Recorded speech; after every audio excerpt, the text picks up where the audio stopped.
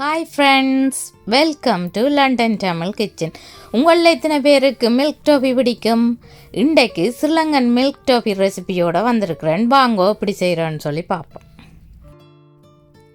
Milk toffee செய்கிறதுக்கு தேவையான பொருட்கள்: ஒரு கண்டென்ஸ் மில்கில் 397 கிராம் இருக்குது. இதே டின்னால் அரை டின் அளவுக்கு தண்ணி அல்லது வார்ம் வாட்டரும் தேவை. 2 டேபிள் ஸ்பூன் பட்டர் அல்லது மாயரின், 50 கிராம் நட்ஸ் எடுத்து வச்சுருக்கிறேன். வறுத்த கச்சானையும் வறுத்த கசு நட்ஸையும் சின்ன சின்ன வெட்டி வச்சுருக்கிறேன். 150 கிராம் சீனி, 1 டீஸ்பூன் வெனிலா. இவ்வளவு இன்க்ரீடியன்ஸும் தேவை. பாத்திரம் ஒன்று எடுத்து கண்டென்ஸ் மில்கை விடுகிறேன். டின்னுக்குள்ள அரை டின் வார்ம் வாட்டர் விட்டு கலக்கி அதையும் இந்த டின் மில்க்குக்கு ஊற்றணும். எடுத்து வச்சிருக்கிற சீனியையும் போட்டு மிக்ஸ் பண்ணி விடணும். அடுப்பை ஆன் பண்ணி மீடியம் ஹீட்டுக்கும் லோ ஹீட்டுக்கும் இடையில் விட்டு இந்த கண்டென்ஸ் மில்கை காய்ச்சி எடுக்கணும்.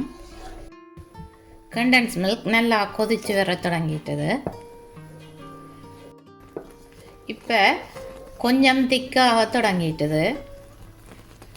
லைட் ப்ரௌன் கலராக மாற தொடங்கிட்டு இந்த டைமில் 1 டேபிள் ஸ்பூன் பட்டர் போடணும். நல்லா மிக்ஸ் பண்ணி விடணும். பட்டர் அல்லது மாயரின் போட்டால் டொஃபி சட்டியில் ஒட்டாமல் உருண்டு வரும். அடுத்ததாக வெட்டி வச்சிருக்கிற கஜுவை போடணும். எடுத்து வச்சிருக்கிற 1 டீஸ்பூன் வெனிலாவையும் விடுகிறேன். நல்லா மிக்ஸ் பண்ணி விடணும். கைவிடாமல் கிளறிக்கொண்டு இருக்கணும். இந்த இறுகி வர்ற டைமில் அடிப்பிடிக்க பார்க்கும்.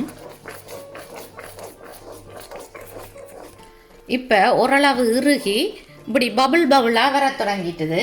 இந்த டைமில் எடுத்து வச்சிருக்கிற மற்ற 1 டேபிள் ஸ்பூன் பட்டரையும் போடணும்.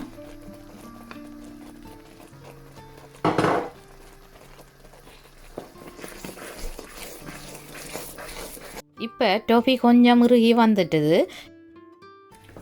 டொஃபி இப்படி நல்லா இறுகி வரணும். டொஃபியை பார்த்தீங்களா கிளறேக்கில் உருண்டு வருது. இப்படி இறுகி வந்த பிறகு அடுப்பை ஆஃப் பண்ணுறேன். டிஷ் ஒன்றுக்கு கிரீஸ் ப்ரூஃப் பேப்பர் போட்டு வச்சுருக்கிறேன். டொஃபியை கிரீஸ் ப்ரூஃப் பேப்பர் போட்ட டிஷ்ஷுக்குள்ளே விடுகிறேன். கிரீஸ் ப்ரூஃப் பேப்பர் போட்ட டிஷ்ஷுக்குள்ளேன்னு சொல்லி சொன்னாதான் டொஃபியை எடுக்க ஈஸியாக இருக்கும். மில்க் டொஃபியை லெவல் பண்ணி விடணும். ஆயில் பூசின கிரீஸ் ப்ரூஃப் பேப்பரால் அமர்த்தி எடுக்கிறேன். அப்படி என்ன டொஃபி கொஞ்சம் அழுத்தமாக இருக்கும்.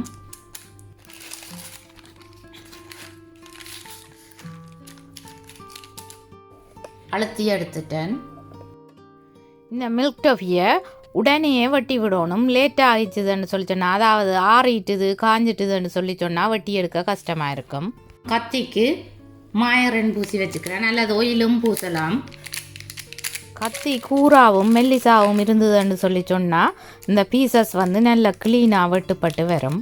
நீங்கள் இந்த மில்க் டொஃபியை நல்ல உருளத்தக்கதாக காய்ச்சி எடுத்துருந்தீங்களான்னு சொல்லி சொன்னால் 15 மினிட்ஸ்லேயே சர்வ் பண்ணக்கூடிய மாதிரி இருக்கும். அது உடனேயே காஞ்சு இறுகிடும். மில்க் டொஃபி எப்படி வந்திருக்குதுன்னு பார்த்தீங்களா? எப்படி வந்திருக்குதுன்னு பார்ப்போம். என்னுடைய வீடியோ பார்த்ததுக்கு ரொம்ப நன்றி. இந்த ரெசிபி உங்களுக்கு பிடிச்சிருந்தா நீங்களும் ட்ரை பண்ணி பாருங்கோ.